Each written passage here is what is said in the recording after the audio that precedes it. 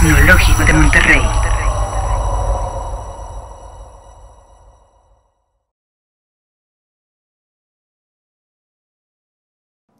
Bienvenidos a esta cápsula sobre competencias transversales para una sociedad basada en conocimiento. Mi nombre es Ricardo Valenzuela y quiero explorar con ustedes a lo largo de algunos minutos algunos conceptos básicos, y de hecho la presentación que vamos a ver a continuación se divide en estas tres grandes partes, que sería competencias, transversalidad y una sociedad basada en conocimiento. Vamos a ver algunos de estos conceptos básicos que vienen mucho de esto, del trabajo que estamos realizando en un grupo de investigación que se denomina Cátedra de Competencias Transversales para una Sociedad Basada en Conocimiento, y a la cual pertenecen pues varios colegas y un servidor como responsable de esta cátedra. Empezamos con lo que sería el concepto de competencia. ¿Cómo definimos la competencia para tocar el piano, como viene en esta figura, para manejar un auto, para operar matemáticamente, realizar operaciones matemáticas, para redactar, para investigar, para varias cosas? En términos generales, el término de competencia va muy vinculado con el de desempeño. Y me gusta mucho citar a Aristóteles en esta distinción que hace entre el concepto de potencia y acto. La competencia sería potencia, el desempeño, acto. En la competencia tenemos la capacidad para realizar algo, pero la única forma en que podemos nosotros evaluar esa competencia es a través de realizar ese algo, es a través del desempeño. Las definiciones son muchas y desde luego cambia la definición de acuerdo a la perspectiva que se esté manejando. No es lo mismo hablar de una perspectiva conductista, cognitivista o socioconstructivista. No hay una definición única de competencia, y si nos fuéramos a las definiciones tradicionales del conductismo, veríamos que la competencia es la habilidad que tiene una persona para hacer una actividad determinada. Es el saber hacer.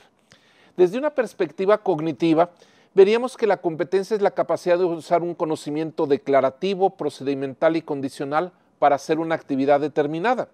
Y aquí vale la pena mencionar o subrayar que la palabra conocimiento la usamos en un término muy amplio del término, un término que no lo reduce solamente a cuestiones memorísticas, sino que tiene que ver, por ejemplo, en el caso del conocimiento procedimental, con el saber cómo hacer las cosas, con las habilidades para hacerlas. Las habilidades se ven desde una perspectiva cognitiva como una parte del conocimiento mismo.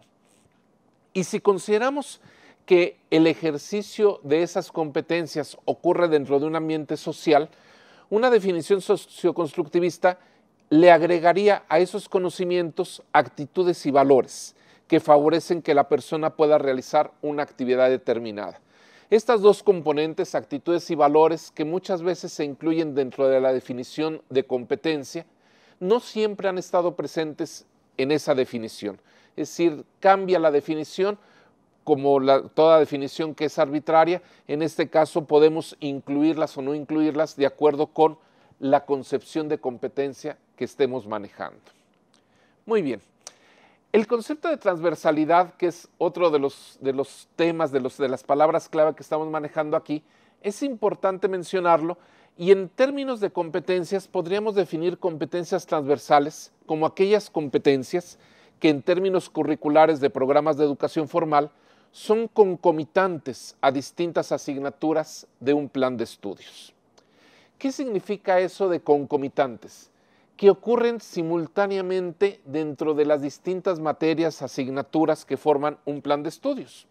Yo puedo imaginarme, por ejemplo, un currículum de la carrera de medicina, en donde el futuro médico estudia algo de cardiología, psiquiatría, neurología, traumatología, oftalmología y muchas otras disciplinas.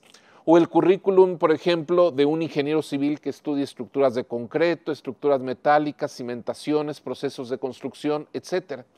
En cada una de estas asignaturas hay ciertas competencias que son comunes a todas ellas, y a eso nos referimos cuando pensamos en competencias transversales, en algo que está en alguna forma transversal, corre en forma paralela, ocurre simultáneamente en distintas asignaturas de ese plan de estudios. Y esa transversalidad, esa presencia al mismo tiempo en distintas materias, es lo que nos interesa cuando hablamos precisamente de estas competencias transversales. ¿Cómo las clasificamos? ¿Cómo clasificamos en general las competencias? Desde luego, una primera definición en términos curriculares sería el contraste entre disciplinares y transversales. Las disciplinares son aquellas propias, por ejemplo, del plan de estudios, llámese estructuras metálicas, estructuras de concreto, o en el plan de estudios de medicina, cardiología, neurología, y aquellas que se denominan transversales y que son comunes a todas ellas. Algunos autores las denominan genéricas. El término no me gusta mucho porque se confunde con lo que serían competencias generales versus competencias particulares o específicas. Y es por eso que yo prefiero llamarlas o denominarlas transversales. Precisamente vinculadas con ese concepto de competencia general versus específica, podríamos hablar de macrocompetencias o microcompetencias. Es decir, la macrocompetencia, por ejemplo, como aparece en esa figura de saber manejar, pues desde luego es la suma de muchas microcompetencias, como manejar el automóvil hacia adelante, manejarlo en reversa, saber dar vuelta, saber estacionar, saber manejar cuando hay mucho tráfico, saber manejar en carretera. Son una serie de microcompetencias que todas sumadas nos dan esa competencia general o macrocompetencia que es saber manejar. Las competencias también las podríamos clasificar en instrumentales versus teleológicas, es decir, aquellas que se enfocan a los medios o a los fines. Y las podríamos también clasificar en términos de lo que sería ciudadanía funcional versus formación profesional. Muchas veces pensamos en las competencias en términos de estudios universitarios, una capacitación para lo que sería el ejercicio de una profesión, pero en educación básica también hablamos de competencias. También el término competencias está omnipresente dentro de lo que sería la educación básica y va orientada hacia crear ciudadanos funcionales, ciudadanos que operen adecuadamente dentro de un grupo cultural determinado. ¿Por qué son relevantes estas competencias para una sociedad basada en conocimiento? Y para el caso, ¿qué es una sociedad basada en conocimiento? Normalmente cuando pensamos en el desarrollo de las sociedades, las vemos como sociedades agrícolas, industriales, y ha surgido este término de economía basada en conocimiento, sociedad basada en conocimiento, que nos habla de una nueva forma de desarrollo económico.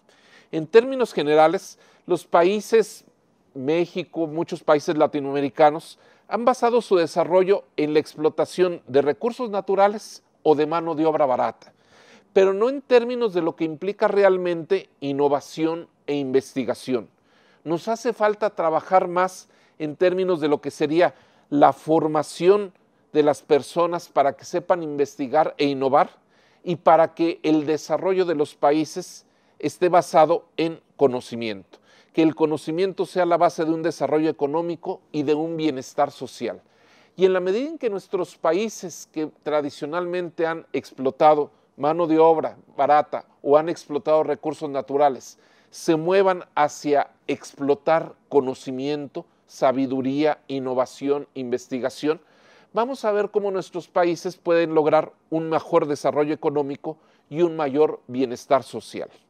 Ahora bien, en esta sociedad basada en conocimiento, ¿cuáles son esas competencias que normalmente consideramos como clave para precisamente fomentar ese desarrollo económico y ese bienestar social mediante el uso del conocimiento?